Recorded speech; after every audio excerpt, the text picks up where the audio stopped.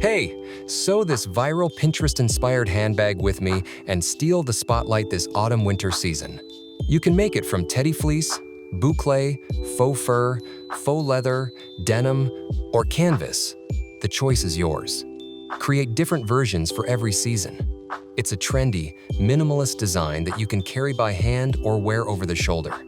A timeless shape that will never go out of style. Carefully cut out all pattern pieces. For my zipper panel, I used faux leather to match the O-ring tab and the shoulder strap. But if you prefer, you can make every element from the same material. For the batting, I used 2 centimeters thick wadding. With bouclé fabric, this thickness is perfect. It gives a soft quilted effect without making the sewing process difficult. My bouclé was quite stretchy, so I also fused it with interfacing. For this project, the fabric should not contain elastane. It needs to hold its shape well. To prevent the layers from shifting while quilting, I fused the wadding with steam using a heat-activated hemming tape. Important: apply the steam gently to melt the glue. Avoid pressing the iron directly onto the wadding so you don't flatten it. You can also use temporary fabric adhesive spray or simply baste the layers together. Choose whichever method you prefer. Mark the quilting lines according to the pattern. Use tailor's chalk or a fabric marker to make sewing easier. I marked the lines directly on the wadding because drawing on the white, textured bouclé was difficult. Repeat this step on every piece that needs quilting.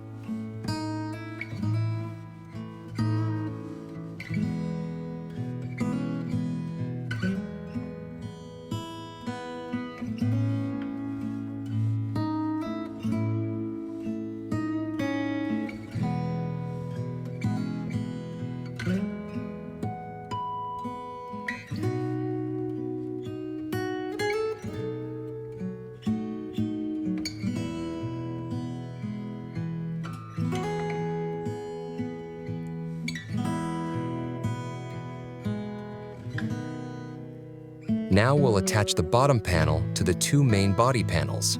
Start sewing 1 centimeter before the edge and finish 1 centimeter after the edge. Just follow the notches marked on the pattern. If you need help sewing sharp, clean corners, I have a detailed tutorial on my channel. It's pinned in the little pop-up window in the corner of the screen. Make sure to check it out if you want your corners to look perfect. Here, I'll show this step at a faster pace so we don't extend the video too much.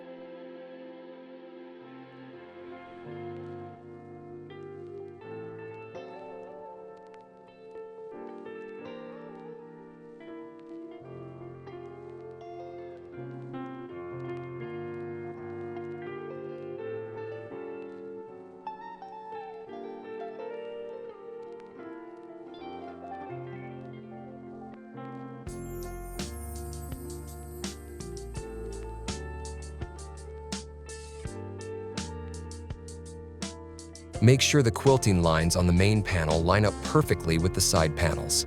To keep everything in place, I secure the points where the quilting meets with a few reinforcing stitches first, and only then sew along the entire seam. This prevents the layers from shifting while sewing.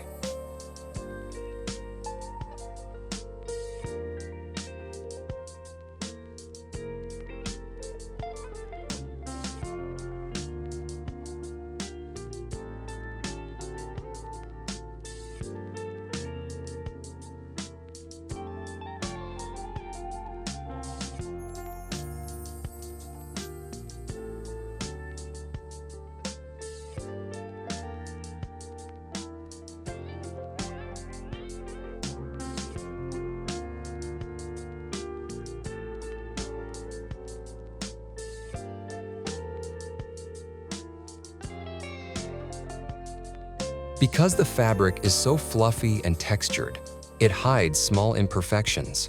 It's surprisingly easy to get neat corners and a clean finish. But still, try to sew as precisely as you can. With smoother fabrics, you won't have this extra forgiveness. So good habits now will give you perfect results on every material.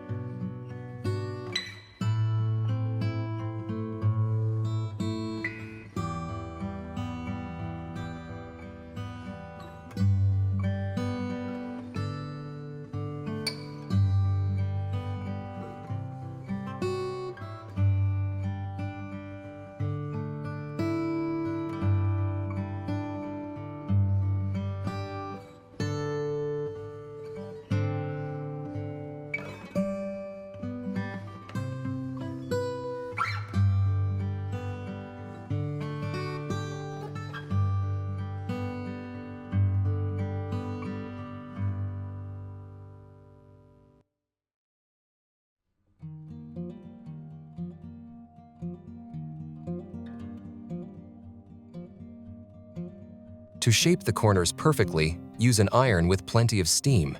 Steam, press, and gently mold the fabric until the bag forms a clean, three-dimensional shape. Here, you can even touch the iron lightly to flatten the seams, but do it carefully and with control so you don't damage the fabric.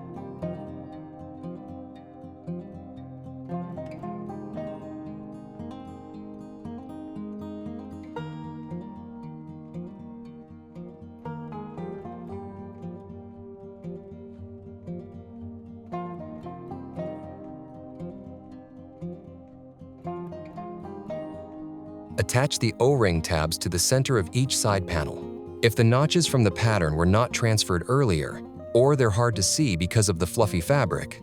Simply fold the panel in half to find the exact center and mark it again.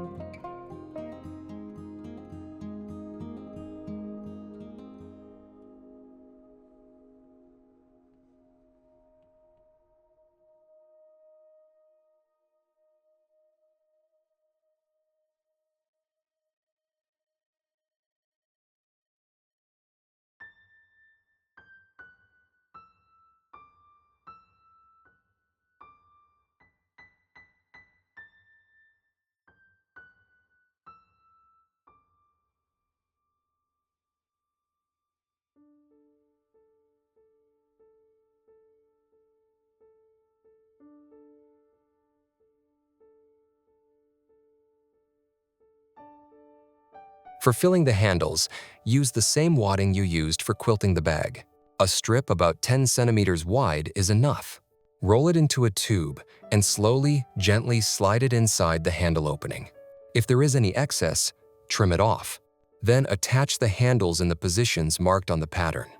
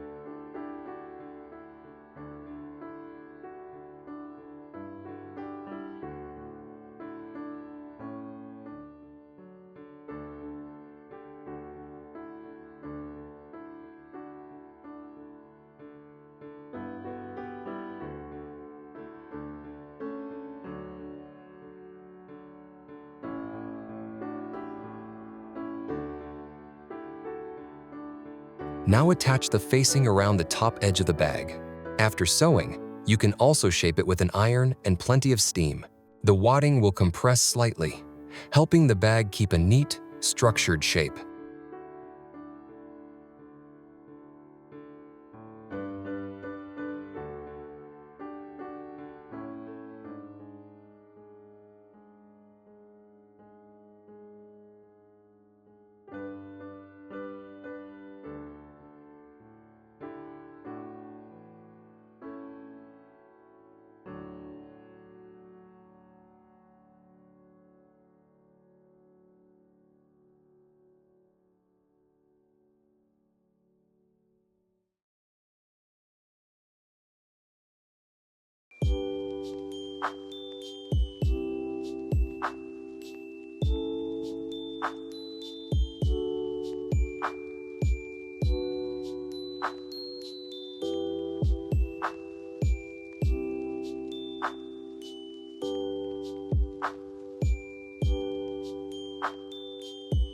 Now we'll sew the zipper panel. If you're new to this step, I have a full, step-by-step tutorial on my channel. The reference is in the pop-up at the top corner of the screen. Give it a watch if you haven't sewn a zipper panel before. In this video, I'll speed this part up slightly so we don't make it too long.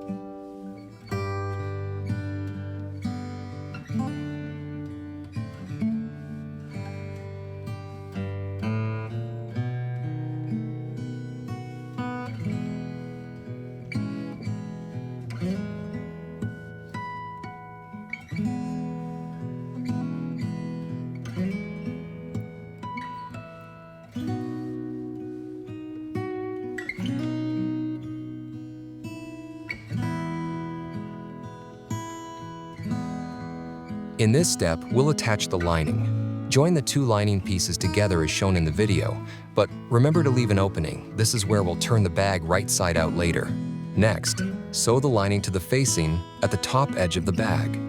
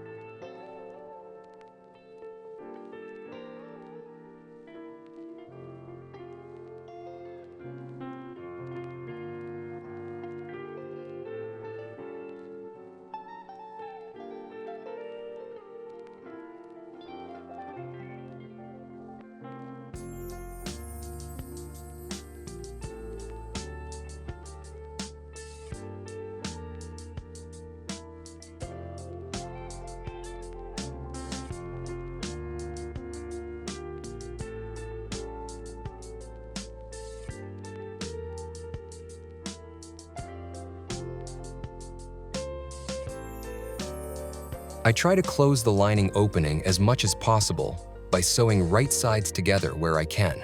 I don't like wide, visible stitches on the lining. They never look very neat, but you can finish it in whatever way feels most comfortable for you. Before closing the opening with a narrow edge stitch, remember to anchor the lining to the seam inside the bag, exactly where the corner seams meet. This prevents the lining from slipping out of the bag during use, and it also keeps the facing in the correct position so it doesn't pull upwards.